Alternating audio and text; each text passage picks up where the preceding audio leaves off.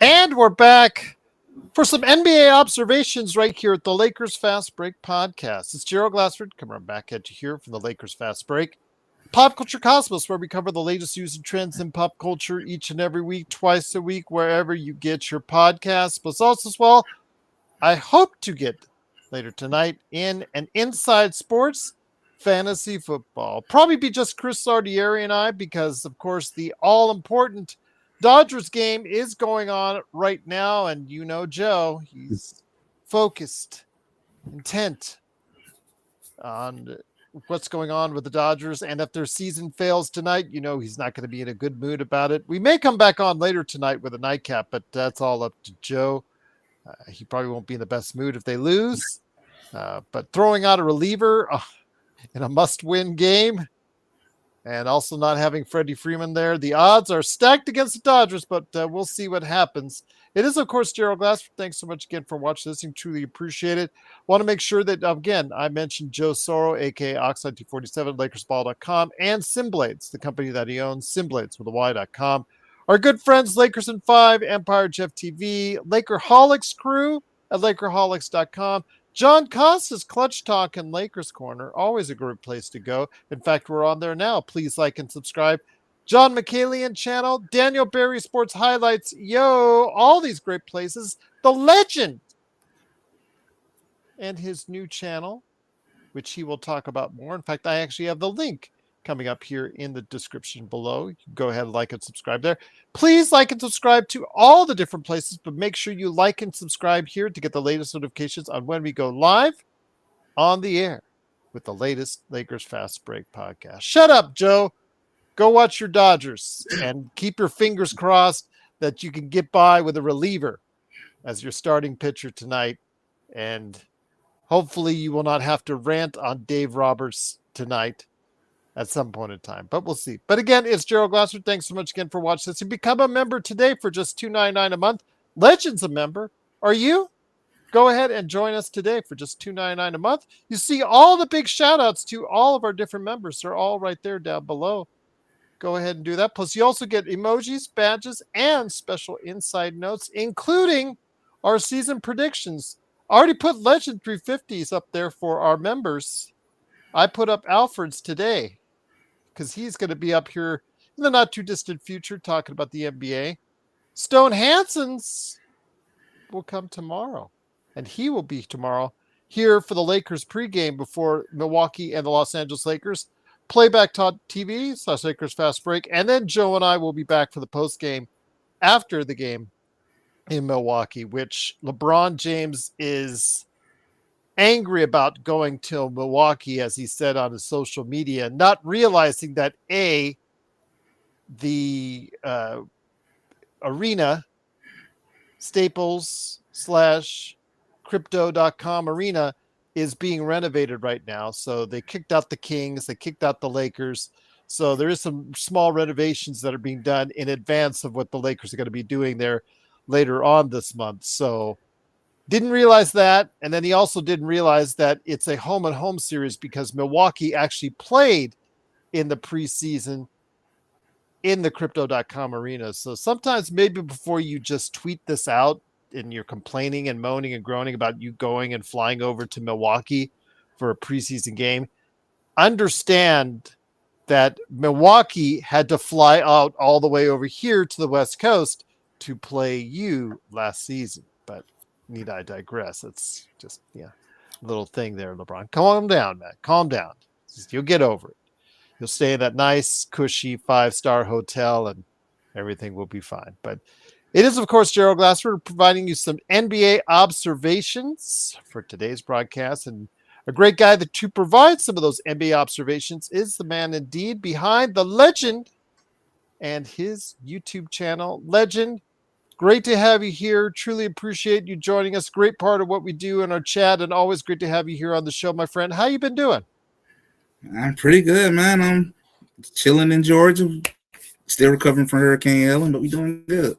That's awesome. My hopes and prayers for the community that they're going to be able to recover quickly, efficiently, and our thoughts and prayers also again to those being now affected by the latest hurricane out in Florida. So hopefully everybody will be able to stay safe and we'll be able to go ahead and enjoy NBA basketball for what it is. But I know you've been also keeping a keen eye on NBA preseason and what's been going on so far. So we want to just talk today about some of the trends.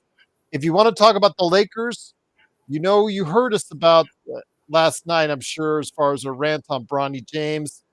I do say that again, timing is everything. And today that they brought out this video that was available on social media with this clip regarding, Bronny. Obviously, the fact that he's coming back from a major heart ailment where he almost died. Again, rooting for the kid there as far as just to have a great quality of life. The fact that he's doing it, giving you nothing coming off the bench. Okay, take that for whatever you will, my friend. But with the Lakers, we'll get into a little bit later. But what are some of the trends that you're watching right now in the NBA this preseason?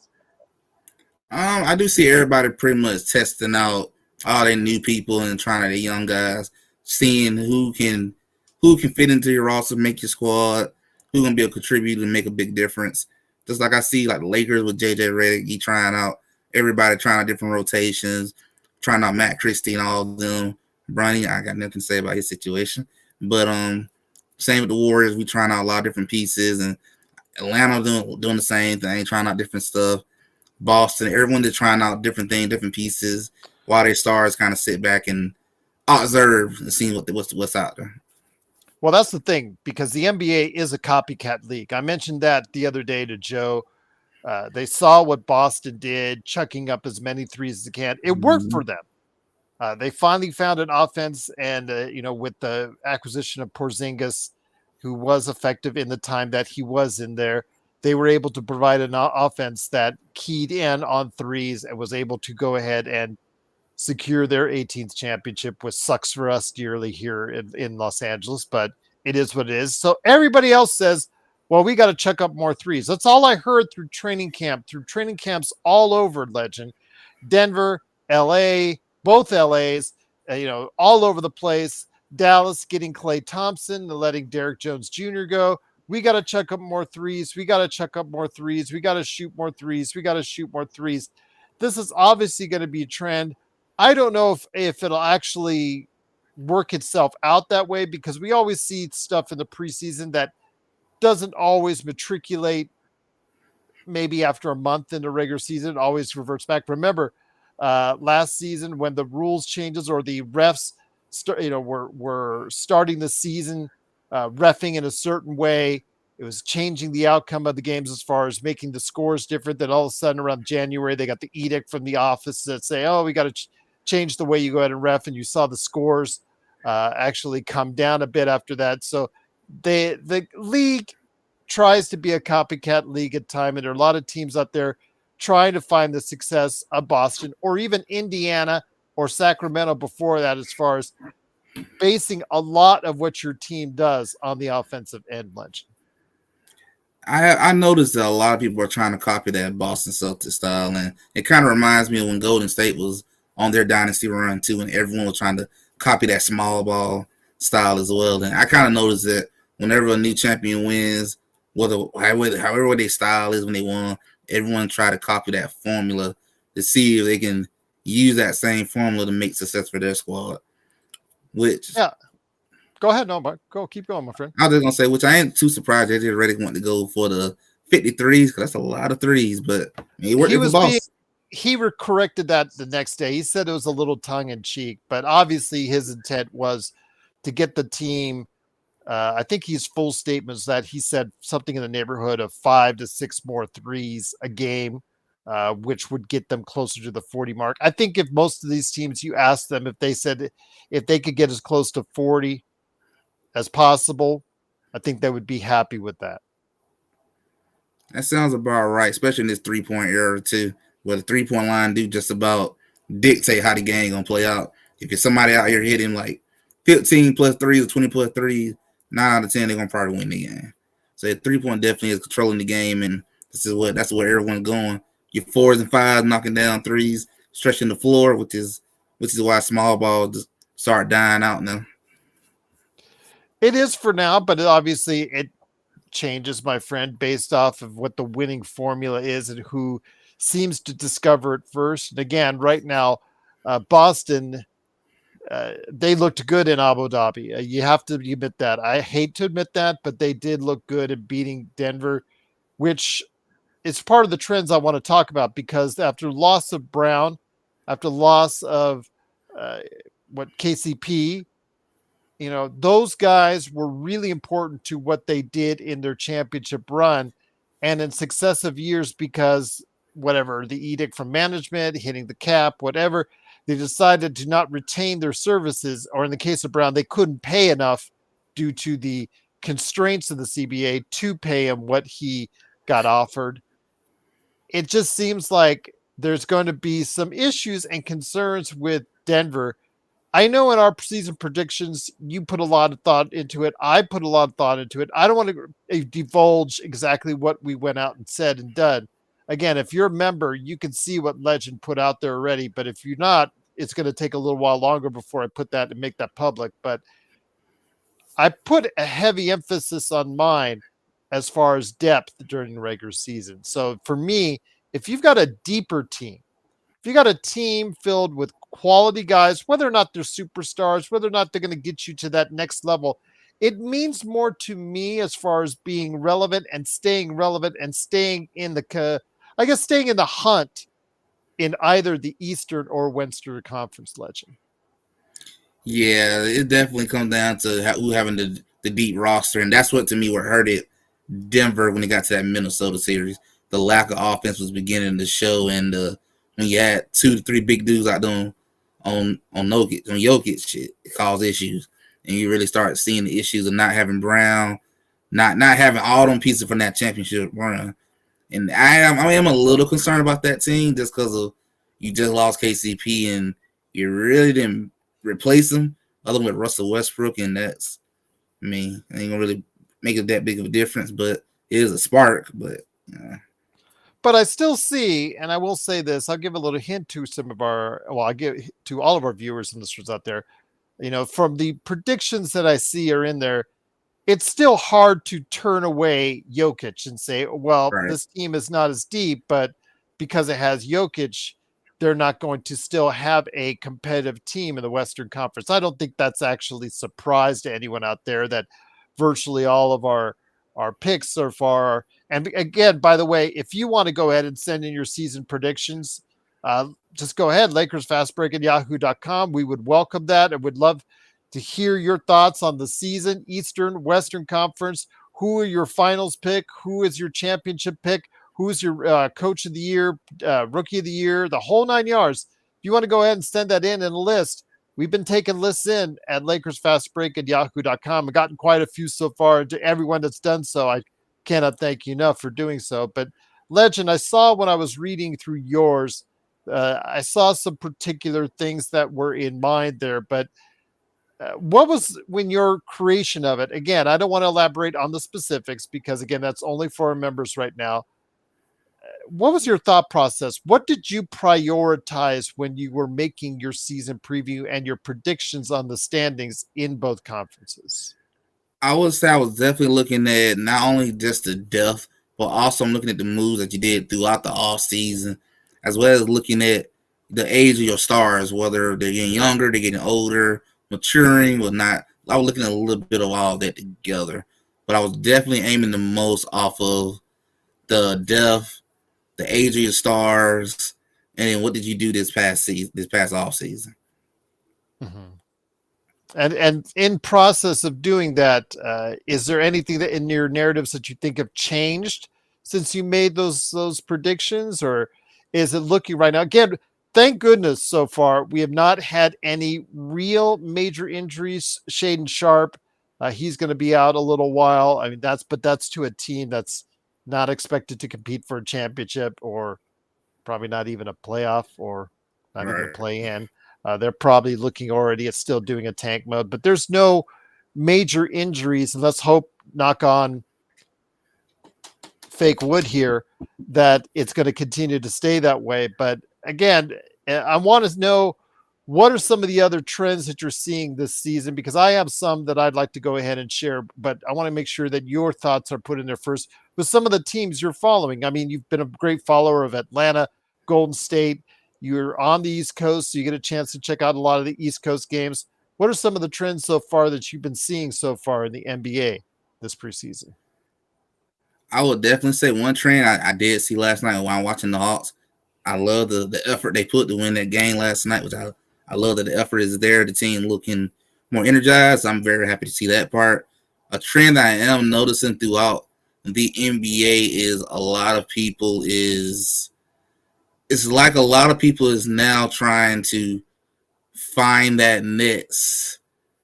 I won't want to say all starlight, but like a player between all star and starlight. Like a lot of people are trying to find that, and good role players that kind of willing to take the sacrifice just because of that new luxury set that you got going on. It's kind of hurting people and trying to make trades now. And I'm also noticing a lot more teams are beginning to try to keep their draft picks and try to build them up in the hope that they're going to turn into something. So at least you can save some money and not get yourself stuck in that luxury tax situation. Well, again, it is something very interesting that I've seen, and then with the Hawks, one of your teams, a lot is based off of Ricochet. Was it surprising? Yes, he looked very good last night. 7 to 9, 3 of 4 from behind the arc. Actually, nobody was playing defense last night in I wouldn't have Indiana. been playing defense. Yeah, I mean that was to my point exactly about the emphasis on offense there. But Ricochet, 18 points last night. What the hell is he still doing coming off the bench? Why is DeAndre, as much as, I mean, DeAndre Hunter is, again, first, the fact that he's on the court, that's good for you guys in Atlanta. But the fact is, he's someone that the Hawks have been actively trying to shop and get him out of there because he's the typical player that they signed to a contract they now regret. They have the number one pick that's now coming off the bench. How soon is that going to change, my friend? I wouldn't be surprised if it changed very soon, just because of you do want to eventually try to turn things around, and you got to make moves.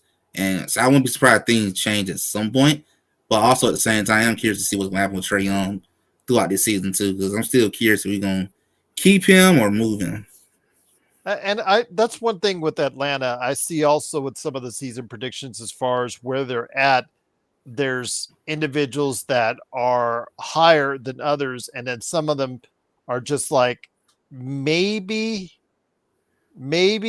because that they should go ahead and start thinking about a team like that trading Trae Young and going into tank mode, especially because the fact that they could. You guys have the ability to get 2 draft picks if everything works out right. I think they've got a top 15 from the Clippers and a top, and of course they've got the Lakers pick. They don't have their own pick, but they do have the chance to go ahead and at least have 2 picks in the draft to build for the future. So, I mean, while there's no real incentive for them to tank, it just seems like maybe they should start looking in a different direction. And I don't know if Trae Young is going to be part of it, my friend. Yeah, I'm not. I would be honestly surprised if Trae Young is still out the next season. I'll be very surprised if he's still there. I don't see him in the future. I feel like they're gonna flip him into something else. What they're gonna be, I'm not for sure, but I just get the feeling he's gonna move probably this season, either at the trade deadline or right at the end of the season. I don't think he'll be a Hawk next year. Okay. Not guaranteeing it, but you're saying that's probably what it looks like. Again, especially if it goes wrong early for Atlanta and it starts the season goes south. I think, well, pardon the pun, as far as Atlanta in the South, but I will say that I think that they could look more and more into a Trae Young trade. And if there's one, I don't know if you call him a superstar now at this point in his career or a really, really good player. I'll let you guys determine that. He could be one of the top names that's available at the trade deadline. He definitely could be. I kind of go in between where I want to say superstar or star. I kind of lean toward more star wise. I think star would probably be better. Yeah, I agree with you on that. But yeah, go ahead, my friend. I'm sorry. I was just gonna say I think he's gonna probably be the most sought after in that trade deadline, at least the most star power wise that probably available. One of the things that I'm seeing actually took place as far as the Hornets and Heat. A couple things actually. First off, I know people bashed me, especially Alan out there, about my reiterating coming back to Lamelo Ball. Forgot it, Lamelo Ball. He has looked really solid. Health is always an issue with him, but he's still only 24 years old. Lamelo Ball, not exactly, even though he's your point guard, the most selfless player. So he is still shooting the rock at a heavy amount. But if this team does decide to go again and pair those two up and keep those two together, it might be building a foundation for the future. Or do you see Charlotte picking a side between Brandon Miller and LaMelo Ball? I get the feeling they're going to be the season where they're going to I think they're going to end up picking who you want to go for the long term. I feel like they're going to really be watching Brandon Miller to see how well does the team flow along with him, as well as watching how things flow with LaMelo. But I get the feeling they're going to end up picking one side or the other. But LaMelo, to me, has star talent. It's that health part. It's the health. Can you stay healthy? Because they have a pretty good starting lineup. When you throw Bridges out there, Nick Richards, they have guys out there. They have Mark Williams. They have some guys that might get them into the 25-30 win category, which in the East may take them a little bit farther away from where they want to be as far as a good pick for the lottery. But again, I think that it's going to be something interesting to see. They will be a team focused primarily on the offensive end because defensively they've got a lot of issues on that team. But in Miami's case, Miami is still playing for a playoff spot, and I've seen a lot of experts just all over the place on them, whether they're like the talent that they have on that team or they think it's kind of aging out a bit. Your thoughts on Miami? I think Khalil Ware needs to play alongside Bam Adebayo, and if they do, that could be a defensive tandem worth really looking at on a game-by-game basis. I do think with the Miami Heat, they've been knocking on the door the last several years, and I do feel like, Pat Riley want to eventually try to make a move, and I'm still curious about how is that relationship between Jimmy and Pat Riley after what happened over the summer. Is they still good, or is there some friction? Kind of curious to see how those two are handling. But I do feel like they need to still make some type of moves to try to boost the roster up a little bit. Okay. All right. And I think they do. I agree with you because I think I see it in the season predictions. I see people like they want to put Miami in a higher spot, but there's so many teams like that have the same kind of issues that they do, but the same kind of strengths. It's really hard to find a place for Miami. Are they going to be a team that's going to compete at the top of the Eastern Conference?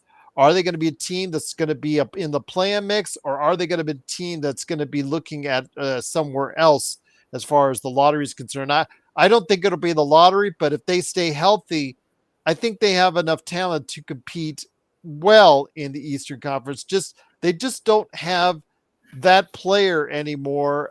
With all apologies to everybody out there as far as what their thoughts are on what that team makeup is, I just don't think they have that player anymore that's going to be able to get them, Jimmy Butler or not, over the top. Unless Jimmy Butler really, really has that contract year at 35 that he wants to, because he's going to be possibly an unrestricted free agent next summer. Yeah, it's going to be a battle in the East. To me, that top 4 spot to me is kind of locked. I feel like that top 4 going to either be Boston Knicks, Sixers, and Bucks. I feel like it's going to be them 4 from the top 4, and 5 all the way down is battle it out. Battle it out. Okay, indeed. Once again, it is the legend. Please go ahead and check out his YouTube channel today. It is in the description, so go ahead and check it out today. Appreciate everyone in the chat so far. A lot of great conversations. Dylan's back. Appreciate it. Lakers are not good. I think they will miss the play-in this year. This roster is trash. Uh, Yeah. and it's funny because I'll get to the Lakers now before we hit some other teams before we head on out. Okay, the Lakers again, seeing the season predictions come in, and even the most optimistic people, and I credit Rodell for actually sending us a list of projections. He did, the Laker Tom did, Jamie. We've got a list of a lot of people who've done. Nick Molina, Henry from Courtside Lakers. Got a ton of people. Stone Hansen. Got a ton of people who send us season predictions so far, and it's truly and greatly appreciated. But all of them seem to be hedging their bets on the Lakers, and I'm just not going to give any more away than that. But in doing so, it's just with the caveat that the Lakers, again, uh, that roster and the fact that they did really nothing to take that step forward with it seems to be a big concern for everyone involved when they evaluate the Lakers this preseason. Yeah, that is my biggest concern when it comes to that team, because I'm still kind of baffled that they did absolutely nothing other than did a good job drafting Dalton Connect. Good move. Bronny James has turned into like it's a Hollywood situation, and My Life is Kids type. It looking like a TV show at this point with Bronny James, and I guess it's to me is a little concern when I look at the roster that you didn't really do nothing different. And my concern is LeBron and Anthony Davis are getting older. You can't keep wasting time. You're running out of time. So to me, when LeBron leaves, and it's going to be a complete different ball game. So I feel Yes. like you got to do something while LeBron got at least maybe one, maybe this year and that's it. Or maybe this year and next year, and that's probably about it. You got to do something. Well, we don't know that for sure. Again, he could do the same thing next summer that he did this summer and opt out of his contract and just get another 1+1 like he did this off season and at another 50 mil. Can't hurt to pick up another 50 mil, just for playing basketball. And then wait for Bryce to come in if that's his ultimate plan. But again, we don't know what his plan truly is outside of complaining about going to Milwaukee today. But I will say again, when it comes to the Lakers, a lot of things have to fall in place. And I mean, a lot of things have to fall in place. And I'm not sure everybody is on board with that when they evaluate the Lakers. And that's why there's not just from us, it's from people outside of our universe, people, experts that are out there on radio shows and podcasts. When they evaluate the Lakers, they're not liking everything that they see. But so far, JJ Redick installs more of a motion offense. He's getting the ball movement passed around. It's good to see. I am very encouraged by that. I don't know if it'll last when you have LeBron as a major ISO individual, for 22 years already playing a certain way. We'll see if that happens in December, January as we go on and what the Lakers record will be because of it. But right now, shooting more threes, having a motion offense, these are things that can help the Lakers compete. Didn't say win. They say compete with other teams in the Western Conference, Legend. Yeah, I agree, and I do give JJ Redick credit. To me, he is doing already a better job than Darvin Hams. I do like that he cares and he ain't still on the sideline with your hand in your pockets and just I'm just here, But I'm glad that he's at least doing some good effort, making at least some good changes. I do like that. I do like his energy, and I would just say I am curious to see will LeBron keep doing that because I know how LeBron is. By January, February, he's gonna be like, all right, give me the ball, throw that out the window. We doing my style. He do his usual thing.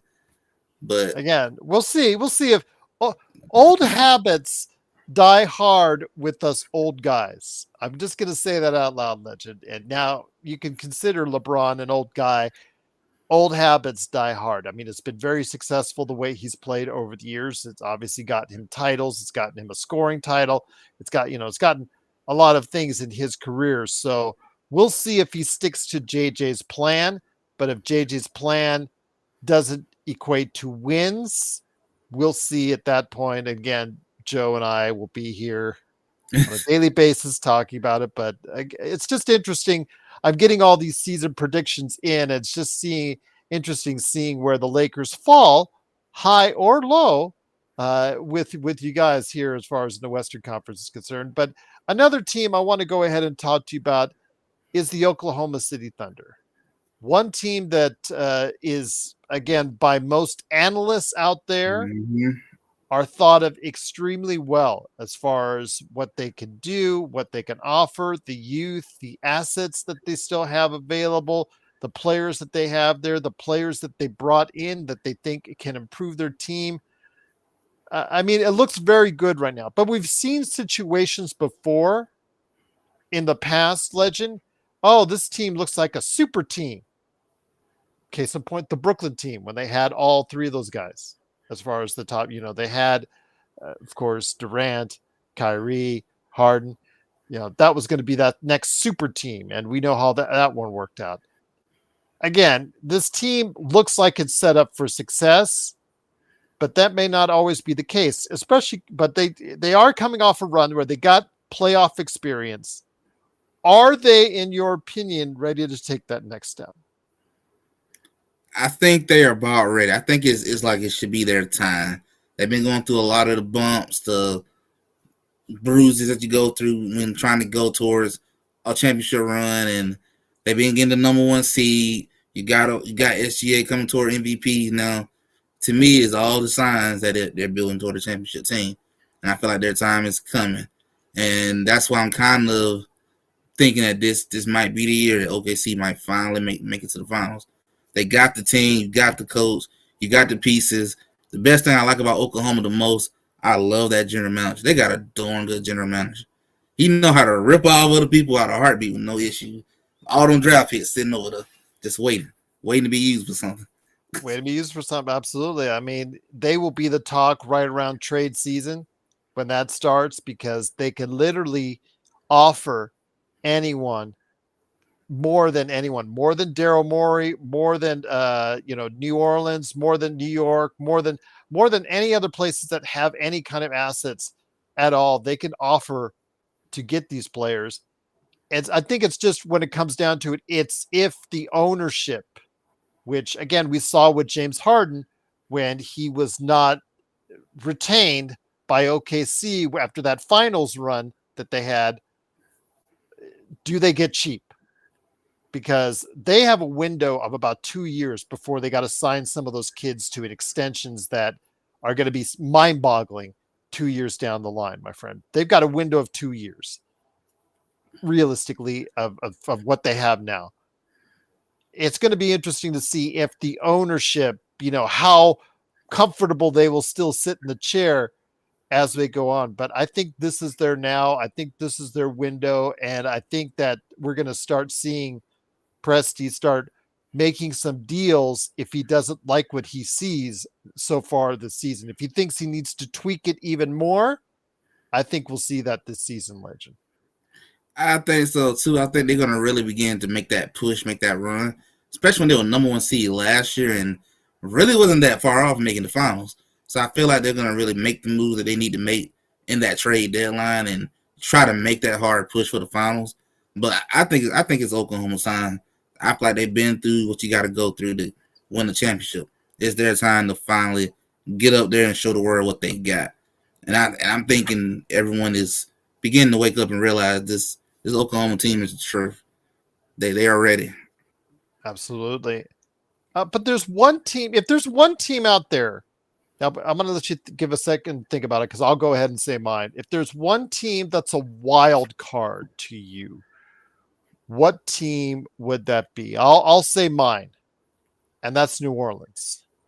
I know I also talked about how Memphis could be a wild card. If they since they got everybody healthy, they got Zach Edey, they could be a wild card in the mix. But man, to come up from 27 wins, how many wins do they have to get more than they got last year to be in the running? So I'm going to hold off on my Memphis saying that they are the definitive wildcard team. I'm going to put it on New Orleans.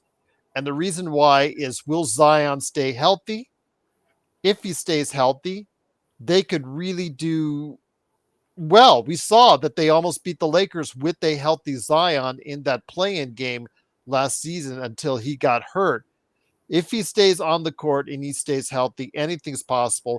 they do have enough assets to get a center eventually, because they've got a gaping hole in center right now, but they will probably get something done to do that. The question is Brandon Ingram. I don't know what his situation is going on there. They're not giving him an extension. They're not offering him an extension, or he hasn't liked what they've offered him. So what are you going to do with him? I mean, he's been very good, very polite, very respectful, ready to play so far in the preseason. He hasn't made any noise or, just grumblings or things like that as of yet. So far, it's been acrimonious. But your thoughts? My wild card for this season about a team that could be anywhere, high, low, middle, could be anywhere, would be New Orleans. Do you have a wild card team in mind for this season? My wild card team, I will honestly say the Indiana Pacers. That's a good one. Just because of, I don't think nobody saw them in the East Conference Final last year, and the No. fact that they should at least won, it should actually have been a lot longer series. They're like 2 games that he blew. Well, again, they blew the 2 games. They should have been in the finals ahead of Boston, but again, with just like the Lakers run before it, a lot of things fell their way. As much as we'd like to say the Lakers earned it, yes, they did, but there were some things that fell the way the Lakers, as far as when they made the Western Conference Finals run. But they did earn everything that they did, especially in that Golden State series and also the Memphis series as well. I just think that as far as with Indiana, will they find enough defense come playoff time? I'm not worried about the regular season. As you know, the regular season is not totally different. Regular season is different than the postseason. They were able to find enough defense to get them through to the Eastern Conference Finals. Could they do that again this season, Legend? It's a possibility. I think they may need to make maybe 1 or 2 moves just to improve that defense, but they got the making to make it. It won't be easy this time around just because the Knicks don't improve drastically doing what they just did, but they have the potential to get right back to that point. Because if I was a Pacer fan, I would be like, "Darn, we really could have been in the finals at this point. We really could have made a finals run this year." So I think they got a chance, make maybe 1 or 2 moves just to improve on that defense and stay in the mix. But another team I would also say I think is a wild card is definitely the Knicks. Now, the Knicks are really in that championship window talk now. Well, they're all in. After that cat trade, they're all in. They don't have many assets left, and they don't have a bench now. They gave that up in that trade, Legend, unless some of their guys that are not expected to be contributors suddenly become real contributors. Because we were talking about it last night. It's Achua, McBride, and then your guess is as good as mine. Landry Shamet coming off the scrap heap.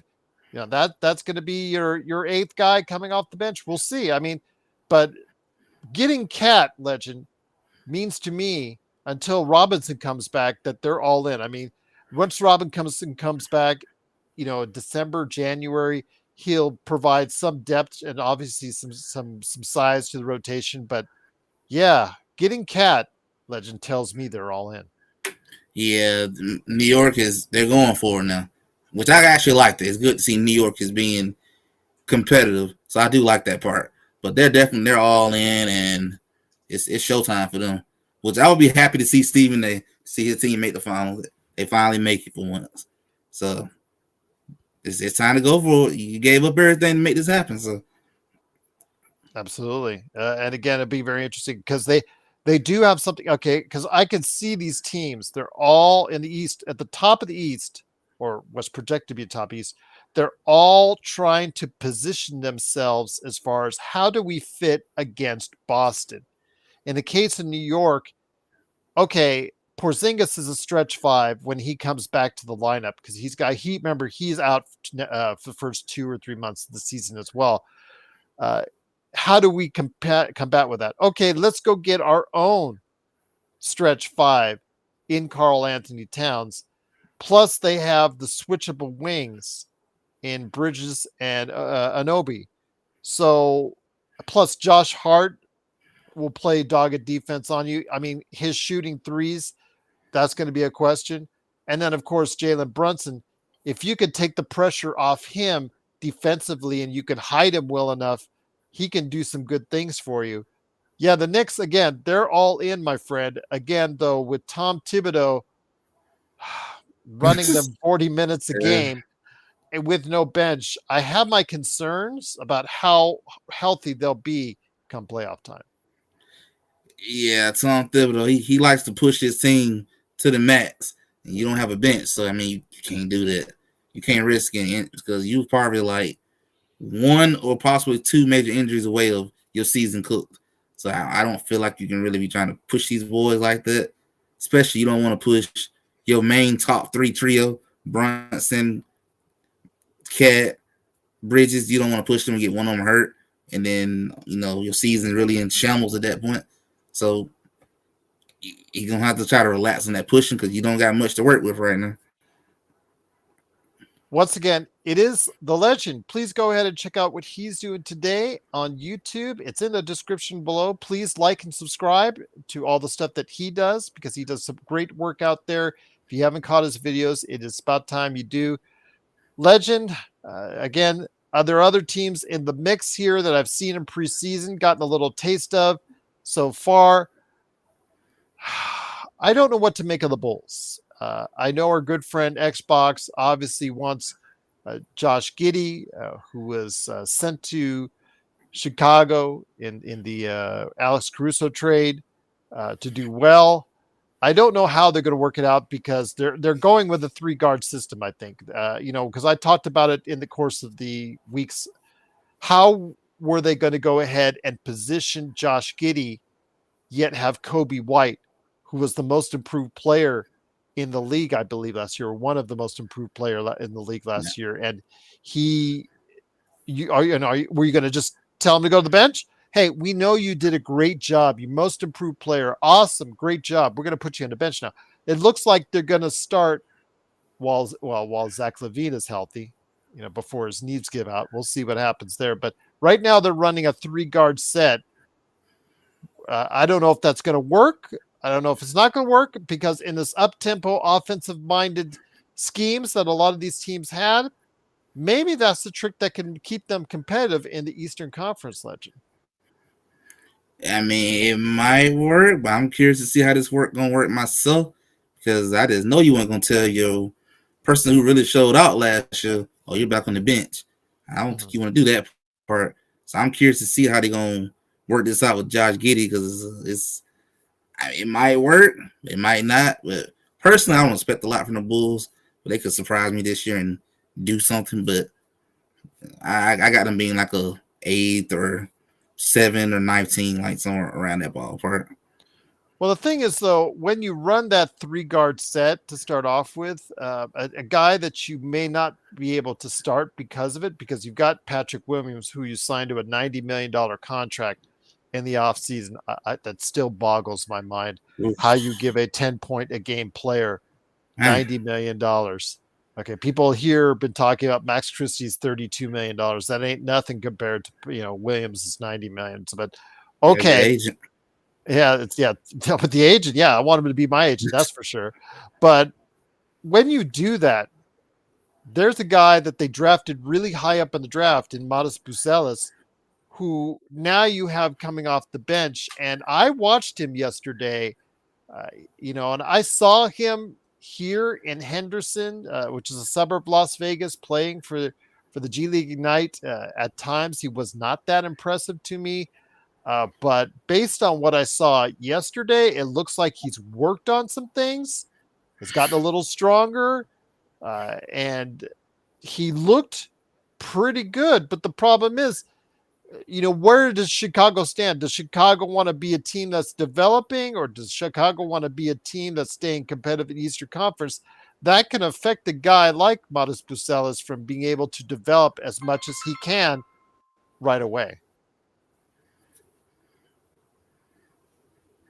Yeah, I definitely think so, and I'm still trying to figure out what direction this team going into for the Bulls. It looks like they're going into rebuilding mode. That's what it looks like, but you still got some pieces you probably need to try to move off of. But good luck moving off of some contracts.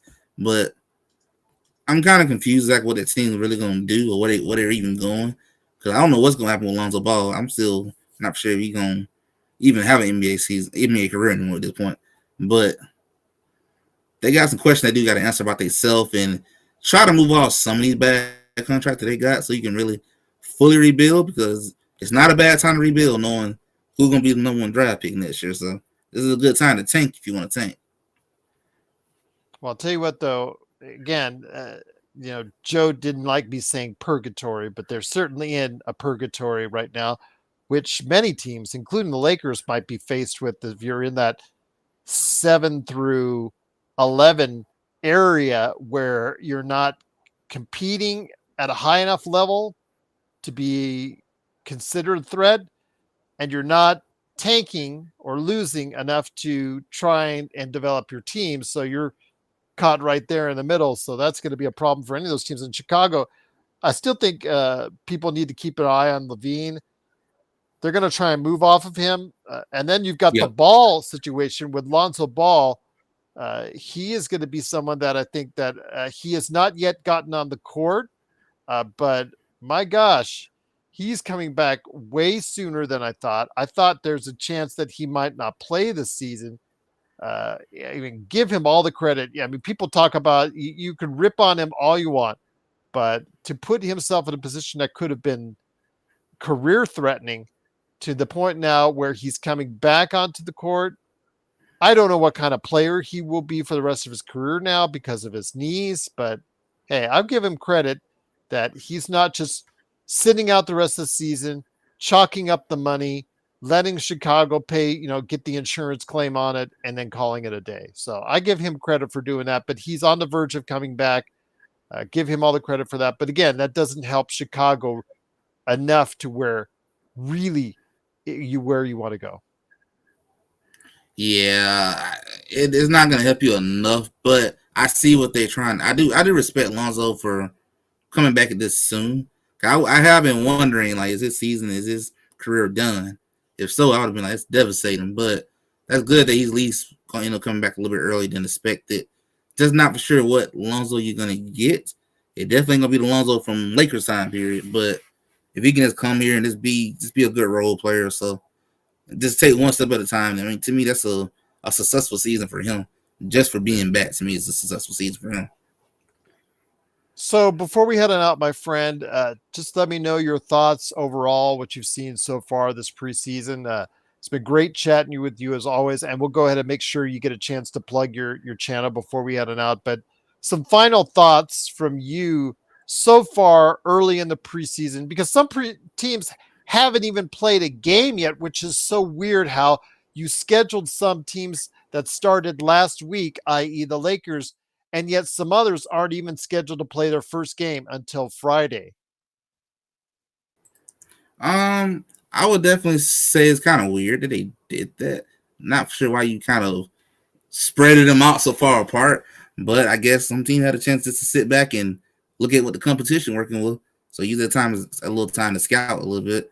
But I guess they're kind of maybe they're trying to cut down the injuries because I know they did mention it a lot during the NBA all season about how the injuries are kind of adding up and hurting TV time as well when you got stars sitting out because of injuries and all that. So maybe they're trying to space it out to try to help cut down on some of the injuries because they do need to figure something out about the injuries part. The Mavs have already just suffered one of their, as far as their rotation players, and Dante Exum. He's out 3 months, I think, with a wrist surgery. And then also RJ Barrett, he'll probably miss the entire preseason with the shoulder AC joint issue as well. But it looks like he could be ready for the start of the season, but that's kind of in flux right now. So we'll see. But he's someone that the Toronto is counting on big time. Toronto's a team that I know with a lot of people out there are trying to still figure that out. They committed to some really big salaries in the off season, yet they're a team that seemingly has a long climb to go with many prognosticators out there on how far they can get in the Eastern Conference.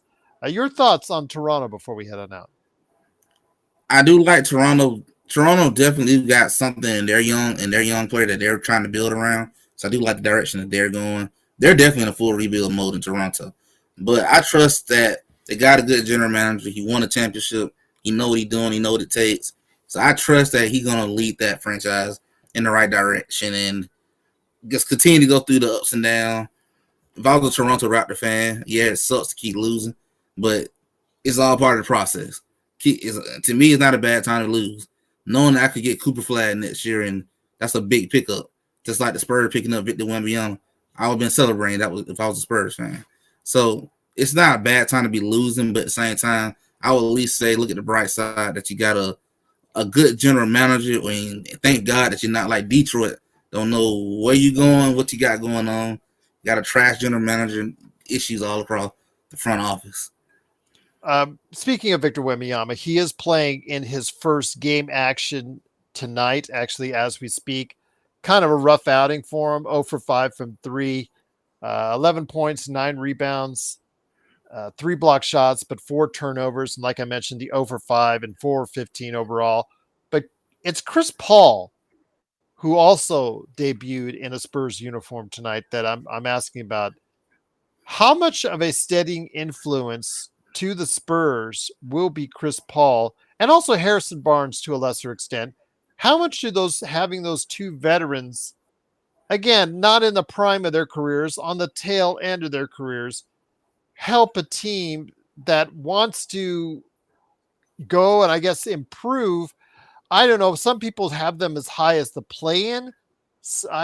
Most of our prognostications I've seen so far may not have them that high, but again, a team that wants to go ahead and win more this season because they know Victor Wembanyama will demand it from his team. They got the potential to at least be a play-in tournament, and with Chris Paul and then having Barnes, you got that veteran leadership that'll come in, like just like you got Barnes who won a championship with Golden State back in 2015. So he can at least bring in that veteran leadership role, and as well as knowing he knows how to win. He was there, he done it. Chris Paul may not have a championship, but he's been to the finals now. He know what it takes to get there. So you got two guys who can really mentor this young group. And then you got Castle, who I really do love Castle. Castle hometown, not even that far from my hometown. And everyone around here really do love Castle. Wish he could have been in Atlanta on the low. But they got a lot of good young pieces down there, and they're in the right direction. You got two guys that can really help you mentor. They'll mentor you, teach you how to win. And lastly, you got Greg Popovich, one of the greatest coaches to have coached basketball. You got a great coach who's going to teach you, who's been around through the Tim Duncan era, through the David Robinson era. He's been around for the block. So you got guys who can really help this young team learn how to win ball games.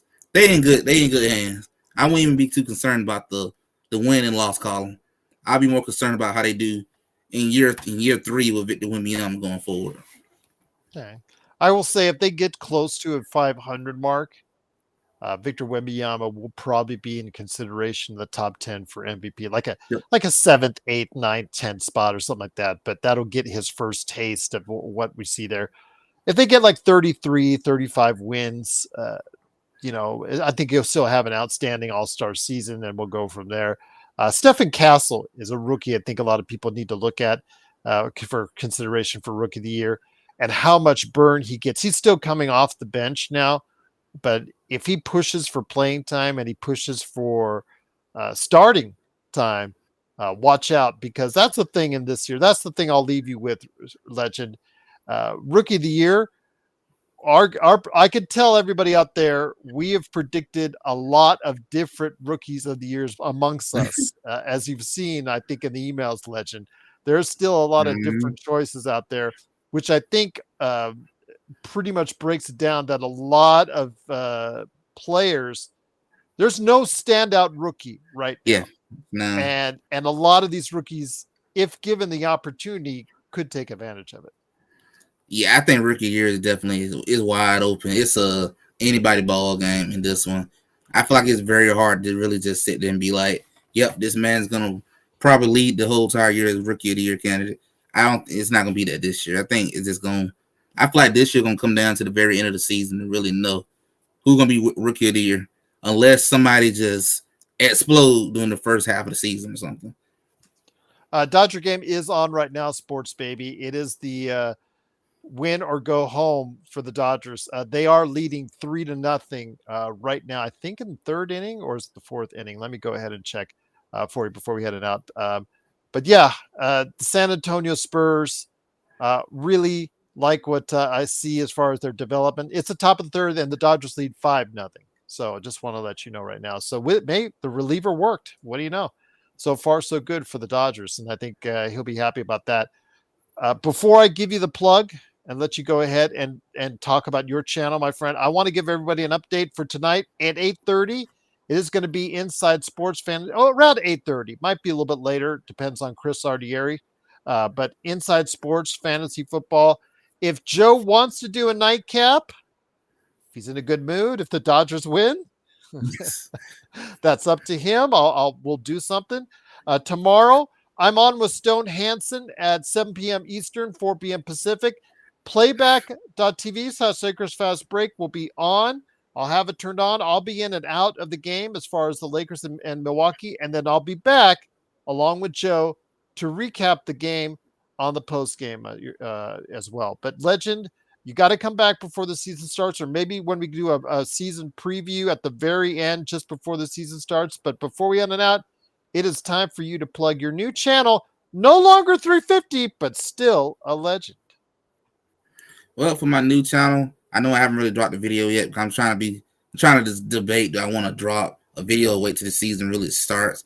But I am going to get ready to set up a podcast just to kind of do my NBA prediction of my entire East and West, which I already pretty much done it on this channel. So if you remember, you already saw it. I'm going to probably do that on my channel as well as going to be talking a little bit of college football. I am trying to support my university that I graduated from and support them through their football season. Shout out to Georgia Southern University, and just doing our thing. So I'm really gonna get ready to set up a podcast probably for next week to go over my prediction for the season and talk a little bit about Bronny James and how everyone want to ignore. So a lot of the people in the media want to ignore how bad he played.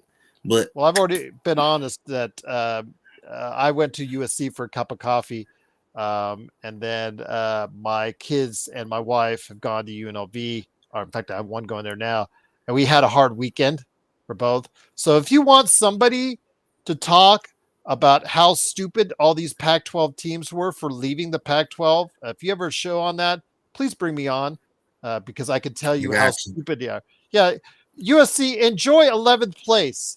UCLA, enjoy 17th place in the Big Ten. Enjoy that. How many years of that will you enjoy before you regret leaving the Pac-12? So we'll see how that is. Washington, Oregon, same thing. Yeah, enjoy the lack of success you will most likely have in the Big Ten. But okay, all right, enjoy. Yeah, enjoy. But I'm not sure why they did that.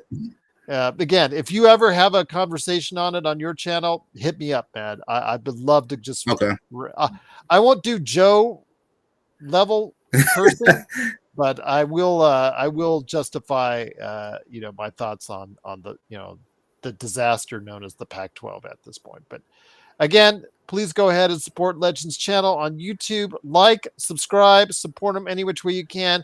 Don't forget to like and subscribe here as well. It helps out. Follow if you're listening on the podcast channels, because if you follow or if you like on Facebook, you'll get the latest notifications on when we go live with the latest Lakers Fast Break podcast. And on YouTube, big shout out once again to all of our members. You've been watching them down below. I cannot thank you enough. You always great support for us. I get you the head stuff ahead of time when I can. I've been dropping those season predictions for all my members out there. So thank you so much. You can become a member today for just $2.99 a month, and it really helps out the channel indeed. So for Legend, it's Gerald. I'll be back later on tonight with Chris Ardieri at 8:30. Will Joe be on for a nightcap? I'll reach out. I'll see if he's in the mood. Because Joe, he's got to be in the mood. And right now, Dodgers leading 5-0. He could be in the mood. But we'll talk more basketball, hopefully tonight, but definitely tomorrow with Stone Hansen and the Lakers and Milwaukee right here at the Lakers Fast Break Podcast.